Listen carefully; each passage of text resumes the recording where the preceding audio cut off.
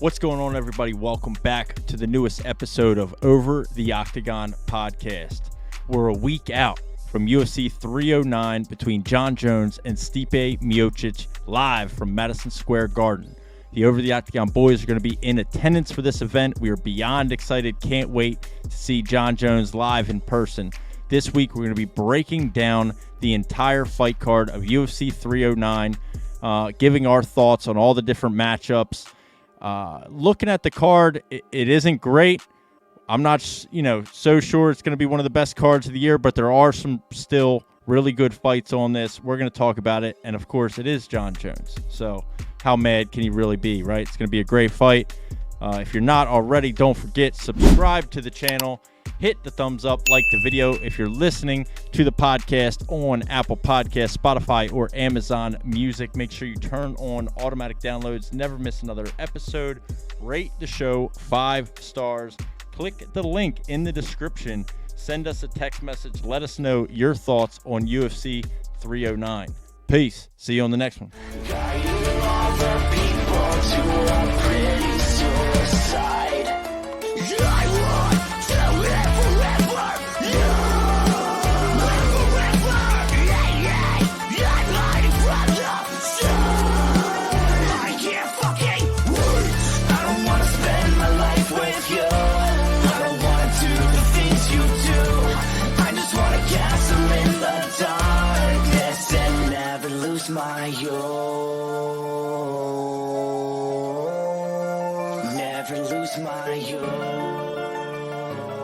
This is Over the Octagon. Welcome to the shit show. Let's fucking go, baby. I don't think I'll ever get not used to that. It's so good. Yeah, loving the new intro. 2 episodes into a new intro, and after this event, UFC 309, we're gonna have some more content that's gonna be added to it. It's gonna be fan-fucking-tastic. That's because the boys will be there. Boys will be there. We're pumped. We got some things to get out of the way first. I'm going to say it like that and regret it and hope my fiance never listens to it. Next weekend, I'm getting married November 9th. Woo! First and foremost. Let's go. Dad of the year. And November 9th is my wedding. So by the time this video comes out, I'll be a taken man, ladies. I'm sorry. Hey. Off the market. The market. What about the dudes? Can we still holler at you? Yes, of course. Yeah. Hey, Papa. And then, so then the following week, November 16th, this Saturday, would be UFC 309 between Jon Jones, Stipe Miocic, co-main event, Charles Oliveira, Michael Chandler, Viviana Araujo, and Karine Silva, Bo Nickal, Paul Craig, Chris Weidman, Eric Anders, just to round out your main card. Some ranked fights on the prelims, even at light heavyweight, at bantamweight. Jim Miller is fighting on the prelims. Jim Miller's allergic to bad fights, so I'm sure that's going to be incredible. And he's fighting Damon Jackson, too, who's also old. Allergic to bad fights, yeah. A couple old guys banging it out, dude. Nothing wrong with that. Nothing wrong with that. Nothing wrong with that. Yeah. But so anyway, let's get into UFC 309. We'll start at the top. Start at the main card. Jon Jones, Stipe. This is wild, man. This is wild. No one's talking about Stipe enough, but would they? I mean, do we even need to? It's Jon fucking Jones, guys. Yeah. It's monumental. Yeah. Do we even give what chance do you think Stipe has to win this fight? Man, I mean, Stipe is good. He is probably the best heavyweight champion of all time, right? The thing is, there's been a lag in fights since he's retired, right? Isn't he? I mean, he's pretty much retired. Yeah. Technically, yeah. It's just, I mean, dude, he's used to fighting people at a bigger weight. I think that's his only advantage. Jon Jones doesn't have as much experience as him in that department. But it's Jon Jones, dude. Who gives a fuck? He's a freak of nature, man. That's it. It's Jon Jones, dude. That's all you can really say. Yeah, Stipe hasn't fought in 3.5 years. His last fight was a knockout loss to Francis Ngannou. Stipe has arthritis now. Well, he definitely has I almost said PTSD. He definitely has CTE. Yeah. 100%. By the way he talks. Yeah, I mean, I give him a lot of credit for taking this fight. I mean, it's a legacy fight for both of these guys, really. Like a win over Stipe for John at heavyweight is big, right? You think he did it for the money? Do I think Stipe did it for the money? Yeah. I mean, dude, being a local firefighter probably doesn't pay a lot. I don't think he needs the money. I don't think it's for the money. I think he's doing it because he gets to get in the octagon and fight John Jones. Like I think that's what turns these guys on, dude. I think that's what gets them up in the morning. Just like if they called someone to fight McGregor or something off the couch, like who's going to say no? Yeah, of course. Yeah. I think having the opportunity to get in there and go against John Jones is legendary. You know what I mean? It is. And same thing for John. Like if John, people call Stipe the greatest heavyweight of all time. It's like if John beats him, defends a heavyweight belt, he just cements his legacy as the GOAT. Yeah. Obviously there's, a lot of haters and discrepancies out there. People like to discredit him because of, some of his past actions and stuff like that. But, his PED use wouldn't even be a factor in today's UFC because of the pictograms and all that. He fails for cocaine. I would argue that makes his wins even that much more impressive. Yeah, like he was out partying, right? And winning, right, and dominating and killing people. So, I just think for both of these guys, it's a legacy fight. Do you think what's the realistic chance? Do you think happens at the end of this fight as far as both guys retiring? I think it's probably not 85 or 90%. I think it's kind of stupid if they both do it, but it could happen. Did Stipe not already officially have his retirement night? Did that happen? No. That never happened. Godly, dude. Well, I just don't think that any of these guys deserve to share it with somebody else. They both should have their own night. And if they do this, it's kind of dumb and pointless. But I don't think John Jones deserves to share it with anybody. This is the Michael Jordan of MMA. I think I don't disagree with. If John Jones retires, Stipe gets shafted. That's just the reality. Stipe, there is no tribute video for Stipe. There's no, there's none of that. I almost don't think John's going to retire. I mean, I hope not. We know what we all want to see, guys. We want to see the Aspinall fight or the Alex fight. It's just, are we going to get that? I mean, it's the trouble is you can't hold the division hostage for another year, 2 years and not be active and not fight when you have an interim title holder right now. And technically, as soon as a winner of this fight is announced, Tom Aspinall is not an interim champion anymore. So, because there wouldn't be a need for an interim champion. You have an undisputed champion. So, I feel like they have to retire for the good of the UFC's heavyweight division. I've not really gotten the vibe that John is going to lay down gloves and do this whole thing. He said that it's more than likely his last fight. It's his hometown, dude. It's it is the picture perfect, right? It would be the perfect opportunity to have that moment. Yeah, fuck Stipe. They won't give him that moment. Dana won't give him that moment. No. No. So there's no room for it, honestly. No, there's not. There's no time. No, there's not. It would be all about John Jones for sure. I don't know, man. I have doubts that I think if he goes out there, he wins, and he's all hyped up on adrenaline, and he just beat fucking Stipe, he knocks him out or submits him or does whatever he does and does it in impressive fashion. I have a hard time thinking he's going to be like, all right, that's it, I'm walking away. Like, he's going to feel like, oh, I can keep fucking doing this. Yeah. I can keep walking through people. Yeah. And then my worry and concern with that would be is he's not going to fight again for another year and a half. And we're like this endless conversation that we've had about heavyweight and, champion and Tom Aspinall and Alex Pereira or John Jones, like whatever the case may be, that's just going to go on and on and on until John Jones retires. Yeah.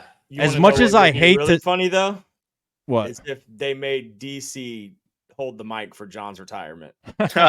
Dude, we were talking about that last night, man. His lip is going to be twitching. He's like, dude, how fun. It would be Joe Rogan, obviously. It has to Rogan. be Joe Rogan. It's Rogan. Yeah. But how funny would that be? Yeah, it would be awkward for sure. I hate to say it, bro. I hate to say it, but I hope John Jones retires. I do too. I hope only because one will be there, so like that would be fucking legendary. just something I can write in our books of memories like forever. Yeah, we were tell at my the grandkids fight. about that. Yeah.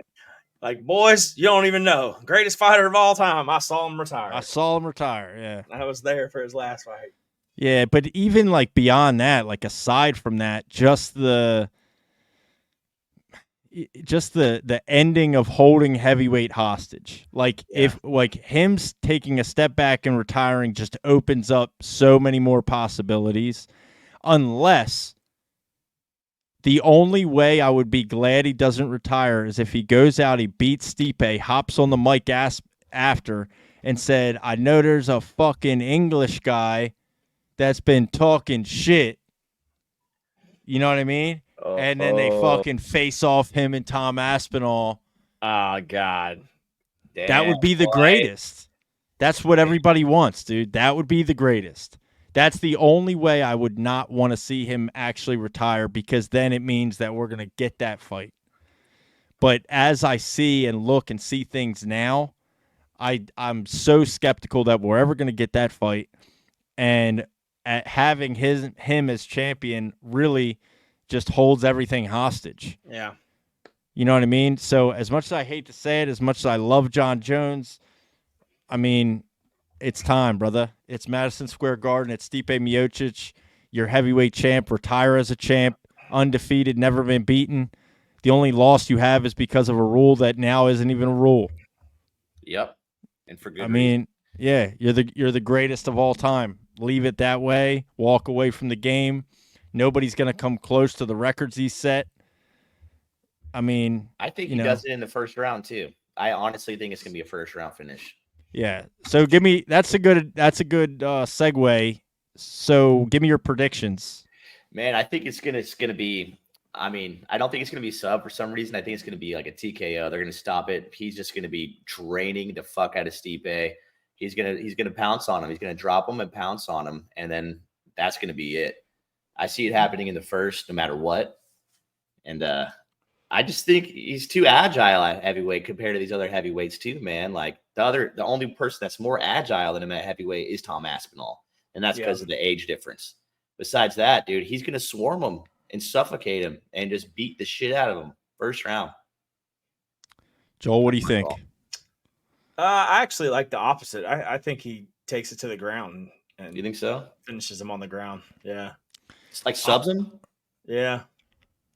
Okay. I just think there's too many variables to stand up with anyone in the heavyweight division.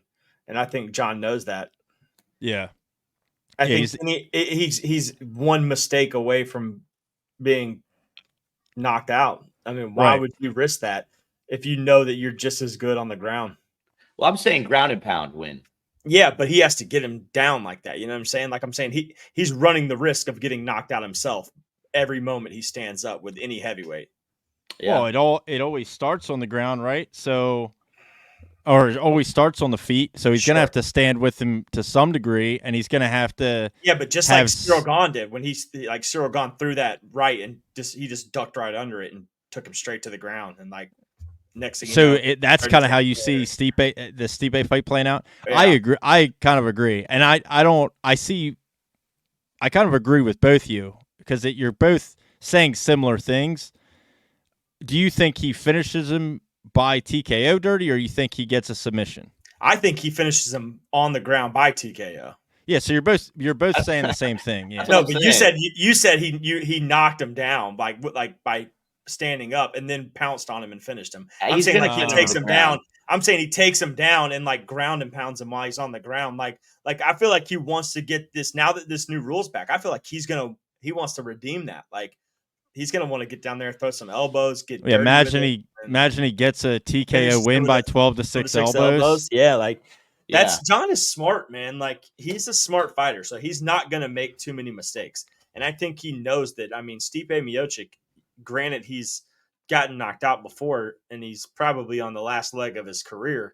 He's been on the last leg, yeah. But like he's still dangerous, dangerous heavyweight champion. Yeah, you know? Absolutely. Like Cyril Gahn was not a previous dangerous heavyweight champion. He was an interim champion, but there are different levels to that for sure. And Stipe's not like he was an agile heavyweight. Yeah. Yeah, absolutely. He was not like a fat guy with a heavy punch. Like Stipe was technical. Yeah. So that's why I feel like John is always like learned his competition and learned who he's fighting and always went against the grain. Yeah, I like the way both you guys see it, and I kind of see it the same way. I think eventually he gets a takedown. Stipe's a good wrestler, though. I think that the takedown against Stipe is going to be significantly more difficult than the takedown against Cyril Gahn. Yeah. Which I'm hoping is unmatched now, dude. Like I feel like I'm hoping that makes for a better fight. I'm hoping it makes for a more competitive fight, but I don't see it. I think it is a first round finish. I also am a little skeptical. And I hate to say this, but I feel like Stipe's motive and like his effort arguably could be in question. Like, if John gets him down and John's beating on him and then John pulls a submission and we see a quick tap, that wouldn't surprise me at all. Yeah, like almost like just get me out of here type deal. Like I came, I saw, paid my money, I'm out. Whatever. Yeah. Let me just go back to my life. It would suck, but I feel like just feel like that's what we're gonna see. I feel like it's just gonna be the UFC glazing John Jones crazy. You know what I mean? But for legitimate reason. But still, I think I like that this fight goes to the ground. John takes it to the ground in whatever way he does. Whether it be by a knockdown or wrestling and a takedown. And he's either going to, I like the TKO. I think that's probably the quickest way. But, if Stipe tries to scramble and John catches a submission during that scramble, that wouldn't surprise me either. John Jones been training with, Jordan Burroughs and Gordon Ryan. And, I mean, there's reason for that. Yep. There's a reason that he's training with the greatest wrestlers in the world and the greatest grapplers in the world. If that has any hint onto what his game plan is leading up to this fight, I feel like, there's a good reason he's doing that. Is there anything that Stipe's been doing? Have you seen any clips of who he's training with? Have you even heard him talk? Not really. I heard him talk the other day, and he was like, pineapples.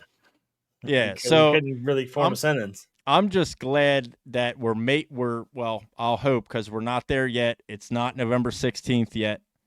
But I'm glad we're making it to this fight. I'm glad that it's happening. It's pulling through. It didn't fall out yet. Hopefully it doesn't. Because that's what I was super skeptical of. Like, are we really ever going to see this fight? You know what I mean? But here we are. We're in November. It's UFC 309. It's John Jones, Stipe Miocic. We're fucking here, boys. We made it. We are here. We're here. We fucking made it. Forever, There's no man. time. Dude, if that fight falls out, bro, you shouldn't even open that door. I know. I didn't think about that until just now. I was like, fuck, Murky. Because what is the replacement there? There is none. Alex Pereira or somebody. Alex coming up. For the yeah. I mean, Tom's going to be there. I feel like Tom's has to be there. Well, he's the backup fighter, isn't he? I believe. Yeah. Yeah. So, he's going to have to be there. He'll, Yeah, hopefully. Yeah, but does that even happen? Like, if John Jones falls out, do you do Tom Aspinall versus Stipe? Does Stipe even want to do that? Stipe's going to be like, dude. Like, why would Stipe do that? You know what I mean? But if Stipe falls out and then it's Tom Aspinall, John Jones. Oh, my God. Let's pray for that. That would be huge, dude. That would be pray for that. Massive. That would be massive. But either way, let's not talk about injury fallout. Hopefully this just goes through the way that it's on schedule now, knock on wood. But yeah, I think we're all in agreement. John Jones, first round finish. We'll have to see how it shakes out. Right now, John Jones is a minus 650 favorite, which we talked a little bit before, seems fucking crazy. But, you know, I think for good reason. I think we're all in agreement. I mean, if there's anybody that should be a crazy heavy favorite, it's John Jones. But yeah. So your co-main event, UFC 309, is another incredible fight. This will probably be fight of the night if I had to guess. If I had to guess, it will be, dude. I think it's a lock. Honestly, that's just how I feel. Charles Oliveira versus Michael Chandler. Dude, I mean, Michael Chandler was just waiting for 2 years to fight Conor McGregor. That falls out, never happens. He says, fuck it, I'm tired of waiting for him. You know, they were supposed to fight at the end of July. Conor injures his pinky toe, doesn't fight. The fuck? So now you get Charles Oliveira, Michael Chandler. I'm good with this fight, dude. This is exciting. You know, Charles Oliveira coming off a loss to Arman Tsarukyan. You know what I mean? But I think this is a perfect matchup for Charles. He already has beaten Michael Chandler once, second round TKO. So I don't see Michael Chandler getting this win. I don't. It's a great fight for Charles, I think, man. Chandler is scrappy. He goes hard in the first 2 rounds always. Yeah. But it's a 5-round fight, isn't it? Yeah. Charles is so good at winning the scramble and subbing you in the scramble. That's what he does, man. He lives for that. Like, everything moves in slow motion for those moments for him. And I feel like that's how it's going to be. You know, Mike's going to go 1,000 miles per hour, and he's going to get caught in something. Yeah, I agree with that. Charles takes it, man. I like. It's going to be an active fight, though. I mean, both these guys are dogs. Both these guys deserve to be on this card. They're going to make this card. So I think this is I think it's a clear fight of the night. I do. Early prediction, way too early prediction. But I think it's when you have to train for Conor McGregor for 2 years, and then you have to switch focus and train for an elite guy like Charles Oliveira. Like, not saying Conor's not elite, but like there's a different style there. It's a whole different style. Big you know time. What I'm saying? Big time. Yeah. And then, you know, obviously Chandler, when they first fought, put Charles Oliveira on his ass. And ended up getting fucking beat. Chandler does that, man. He is scary in the first couple rounds, dude. So he lost to Chandler. He lost to Gaethje. He knocks out Tony Ferguson, and then he loses to Poirier. And Poirier beat the dog shit out of him. Yeah. Right? But that was November of 2022. That was 2 years ago. Yeah, do y'all remember that fight, dude? Remember when he was like bleeding and just like fucking pushed his blood all that him? Yeah. Yeah, that was so blowing gross, his bloody nose in his face like, on the ground. What the fuck is wrong with you? Michael Chandler did that, right? Yeah, to Poirier. I know. What the fuck is wrong with him, dude? Poirier sliced him up. He did. He really cut him up bad. Not a great fight for Chandler, but, you know, again, an exciting fight, right? Lots of blood, lots of violence, the shit we live for, what we love to see. That's why I think we're going to see a lot of that. But, I think it goes the same way the first fight went. I think it's a TKO by Charles, or like you said, in a scramble, Charles ends up getting a submission, arm triangle, potential real naked choke. But, you know, we'll see. It's going to be exciting nonetheless. And, you know, really, like, if Oliveira can go out and get a win, he did just lose to Tsarukyan. And obviously, you know, Sarukyan's the number one contender to fight Islam Makhachev next. But if Oliveira gets a win over Michael Chandler and then Islam beats Arman, you know, I think Charles finds himself right back in a rematch against Islam. Yeah. He dropped the strap to Islam and hadn't fought him since. Yep. He didn't get an immediate rematch. Because he was supposed to, remember, and he got sick. Yeah, he dropped, right, correct. Yeah. So, which is where the Volk came in. Yep. That's, so I don't know, man. I think we need to see Islam fight more lightweights anyway. We've really, we've seen him against an aging Poirier. We've seen him against Oliveira once. Then we've seen him against Volk twice. He needs to fight more lightweights. He's going to fight Arman whenever. They haven't announced that. Arman obviously was suspended for punching a fan. So I'm not sure what's going to really come of that. And they were saying Islam's sick. And so not totally sure, but I think a win for Charles Oliveira at UFC 309 over Michael Chandler, and if Arman Sarukian loses to Islam, I think Charles becomes the clear number one contender for a title shot. And I don't hate it. We get women's flyweight on the main card, Viviana Roja and Karine Silva. Boo! Just kidding. Yeah, I mean, hey, I can have my opinion. Yeah, I mean, it's the 9th and 11th ranked women's flyweight.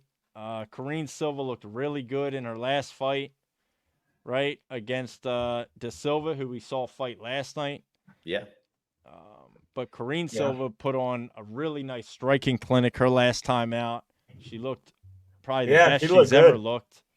Yeah, so, I mean, and these aren't boring. Here's what I will say about this matchup is neither one of these ladies are boring women fighters. Thank God. You know what I mean? So, yeah, it's true. Like, I don't hate it. Like, I don't hate this matchup. Like, I think this will be an entertaining striking battle. I really do. We'll see. Hopefully we don't start the night with a freaking women's fight. Yeah, so right now, I mean, that's your third fight on the main card. Also, right now, the first fight on the early prelims is Veronica Hardy and Eduarda Mora. So you do have a women's flyweight fight as the first fight of the night on the early prelims. We could be late.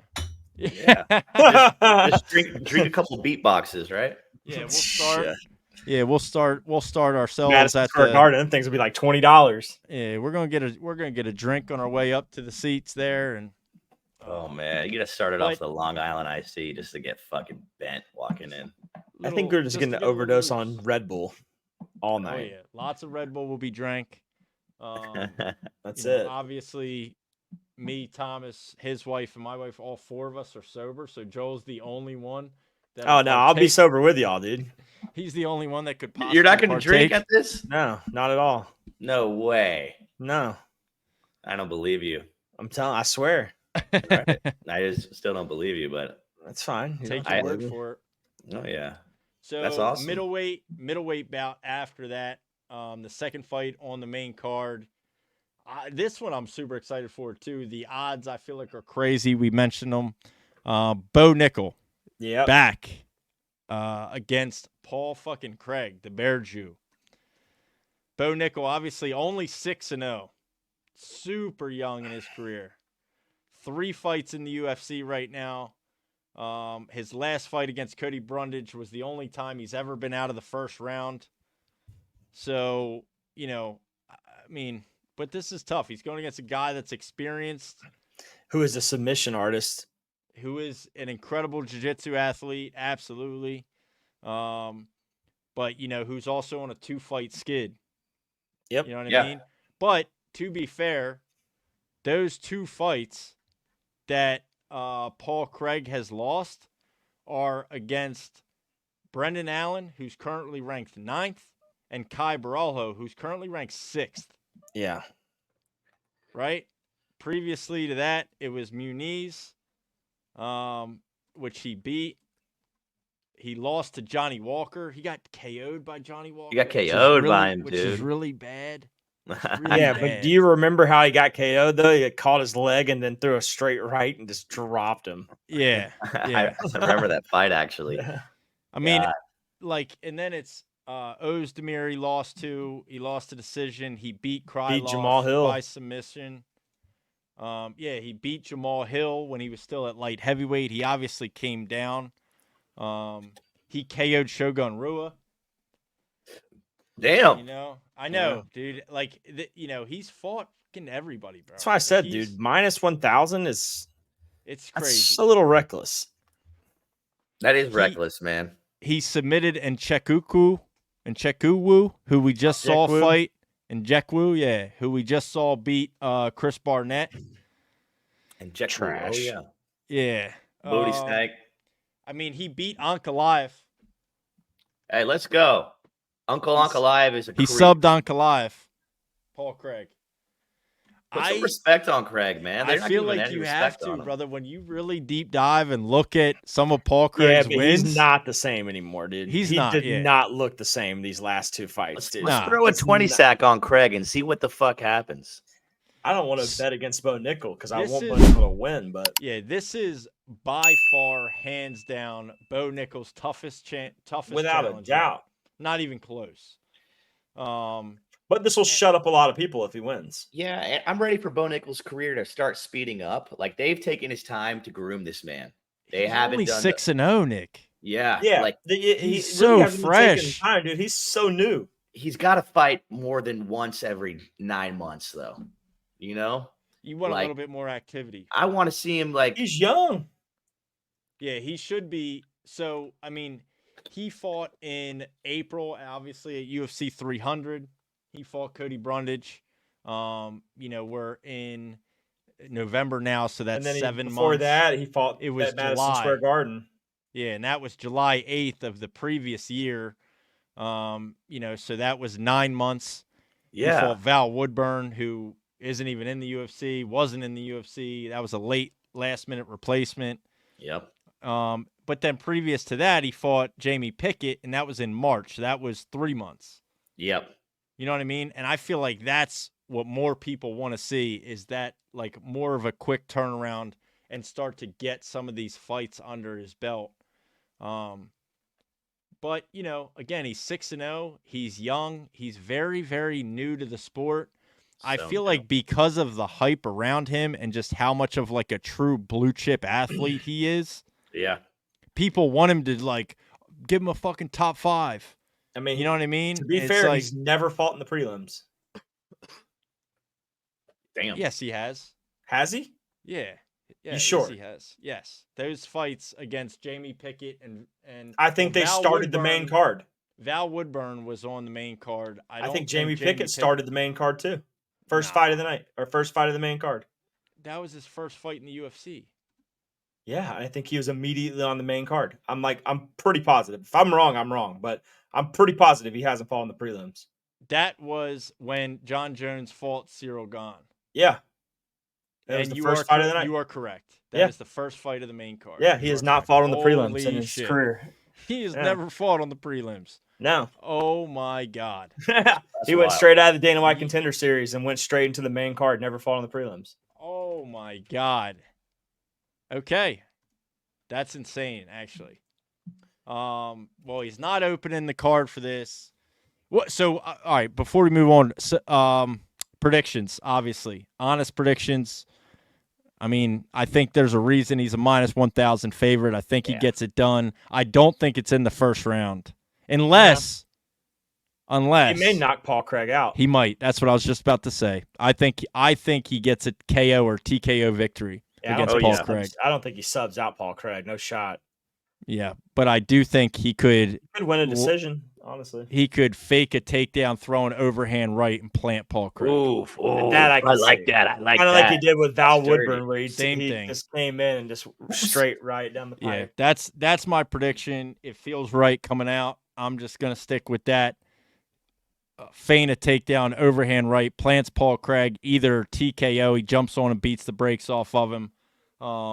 Possible he does get to his back, get a choke or something like that, but I would more likely lean toward KO, TKO. First round. First round? I like that. Yeah. It's going to be a whole, if he can keep the pace, and, Bo Nickal's pace is unreal. Oh, well, he's not going to get tired, dude. No. No. That MMA, 5-round MMA fight ain't shit to the amount of wrestling he's done in his lifetime. That pace is just his cardio is going to be untouched. Yeah. It's definitely better than Paul Craig's. There's no question. Especially Paul Craig moving down a weight class. I don't know what his natural weight is. Like I'm sure he has he's more of than Paul Craig too. I'm sure he has more of a weight cut. Yeah. Like Paul Craig has more of a weight cut than Bo Nickal does. Oh yeah. You know what I mean? And Bo Nickal's been cutting weight his entire life. Yeah, so I don't know that his discipline cutting weight is unmatched too. So like cutting 10 pounds to a Bo Nickal is, or even cutting 20 pounds to Bo Nickal is probably normal. Just another night in the park, you know. So what do you have, Dirty? How do you see it going? I could see him TKO and Paul Craig. Yeah. Nick?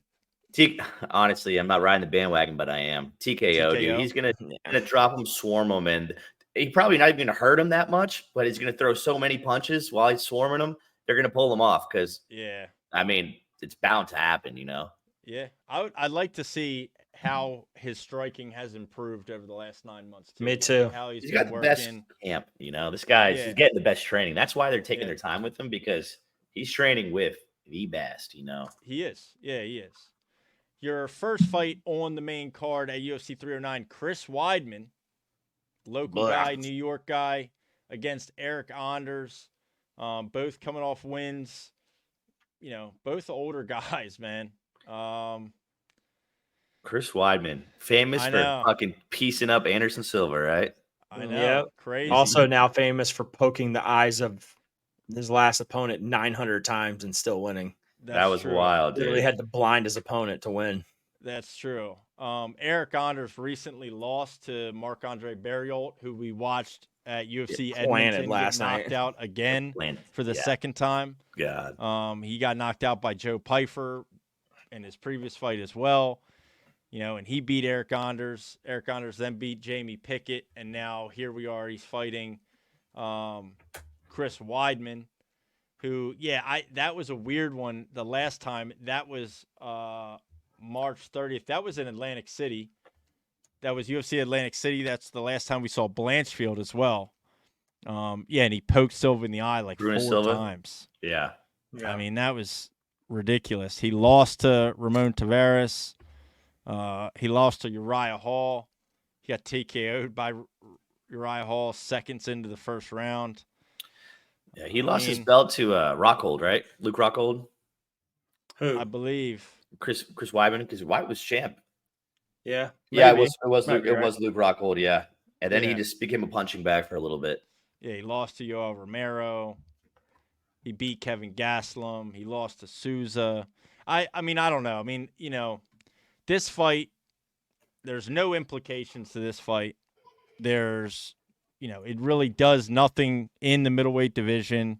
No, not both these guys are towards the end of their careers. You know, hopefully it's an exciting fight. God, that's really all I got to say. I don't know. This is where it starts to get sketchy with the card. I'm gonna be honest. Oh yeah, he's like, that should not be the first fight of the main card. Yeah, that's a prelim fight. Yeah, and it's wild. It's not even a featured prelim fight. Could be a retirement fight as well. It could be could be numerous retirement fights. Chris Weidman's 40 years old. It could be. Well, you know, listen, if Chris Weidman lays him down, I do think that would be a cool moment to witness and a cool moment to be there for. I mean, he's an incredible wrestler. He's done a lot for USA Wrestling. He beat Anderson Silva. He's had a great career in the UFC. I mean, that would be a great moment. When UFC 309 gets a lot of criticism for it being kind of not a great card, this is where it begins. Absolutely. You know, when you look top to bottom, this is where it begins. Like, this is your first fight on the main card. You're like, okay, I guess kind of. But they had to, they had to make them funds work for the GOAT. They had to make it work. You got to pay. Yeah, you got to pay everybody. I don't care about a prediction on this. I don't have any idea. Shit. Yeah, I feel like, you know, Chris Weidman probably wins. If he looked like he did his last time, but you know, both these guys are getting older. Chris Weidman can't poke everybody in the eye. No. So then we look at some of these prelims. I really, looking at the time on the episode, I really don't know that we need to go fight for fight on these. No, not even close. Because I think anybody listening to the episode at this point would probably turn it off. Don't do that. If you haven't already, click subscribe to the YouTube, hit the thumbs up, and like the video. But this is the prelims for UFC 309. I'm just going to rip them off quick. Nikita Krylov, number 6th ranked light heavyweight, versus Azamat Mirzakhanov, 11th ranked light heavyweight. Couple Russians. Probably going to be a stand-up battle if I had to guess between these two. Nikita Krylov. Jonathan Martinez versus Marcus McGee, a bantamweight. Jonathan Martinez, 13th ranked bantamweight. Yeah. I think Jonathan Martinez probably gets the win over Marcus McGee. I'm not too high on Marcus McGee, to be honest. I think Jonathan Martinez. Really? Yeah, I'm not. He looked good last fight. Yeah, I'm not. I mean, I guess when I'm looking at it, he's coming off 2 TKO wins, right? Jonathan Martinez. He's coming off a loss, right? Yeah, he lost to Jose Aldo. Yeah. At UFC 301. Yep. And Aldo looks so good. So maybe you're right. Maybe I stand corrected. He beat Yanez, though, but he did lose to Aldo, unanimous decision, and Aldo looked incredible. So that was UFC 301 in Rio. Yep. So maybe you're right. Maybe this is set up for Marcus McGee to keep making the surge that he's been making. Yeah. Jim Miller, Damon Jackson. We talked about this one a little bit before we started recording. Jim fucking Miller. I know, dude. What if, right? Like that would be insane. That's nuts. I mean, Jim Miller, does he currently have the record for most wins in the UFC? Absolutely, yeah, has to. I know he lost to Bobby Green at UFC 300, but dude, Jim Miller's always in a good fight, and he was getting his ass beat by Bobby Green, but was still fighting. I mean, as old as he is, he's tough as hell. Oh, so yeah. Tough. Yeah. But he did what he did. He did what he said he wanted to do, and he fought at 100, 200, 300. And then... Yeah, that's just insane. What an achievement. Damon Jackson, again, this is another guy. He lost to Billy Q. He lost to Mariscal.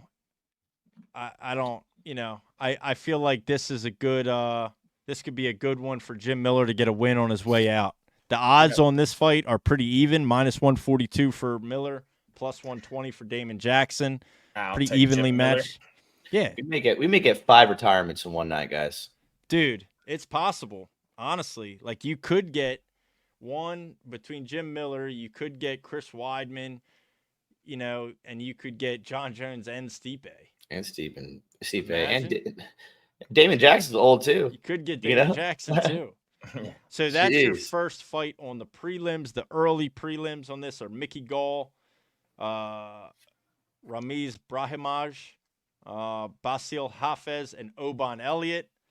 Like Oban Elliott. And then your first fight of the night is a women's flyweight fight, like I mentioned earlier. Veronica Hardy versus Eduarda Mora. I'll be trying to get some popcorn. Yeah. during that fight. I don't give a shit, dude. Oh my God. I mean, Veronica Hardy, 3-fight win streak. Yeah. Who gives a fuck? I don't know. Hey. 3-fight win sheet.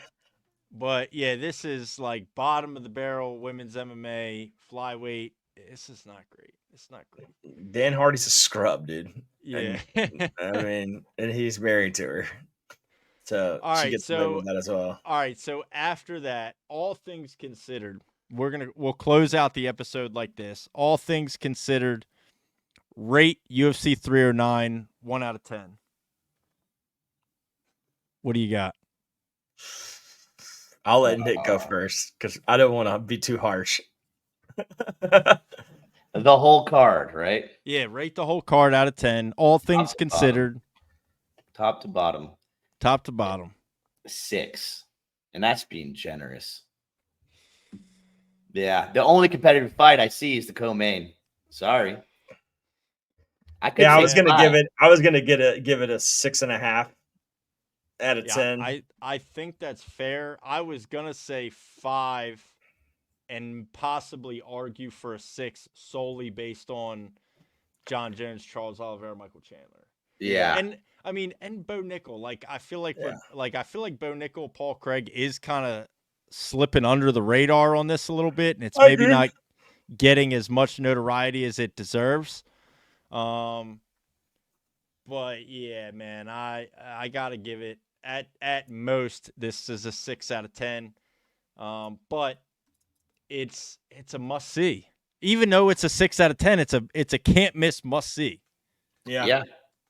Right? I mean, it's a can't miss, dude. Yeah, like honestly, it even with just based solely on the fact that it's John Jones, it's gonna have a great number of pay-per-view buys. It's gonna do numbers at MSG. You know, it'll be sold out by the time the fight comes around, probably. I think so. I think sold out now. You know, that's crazy. I think so. Not.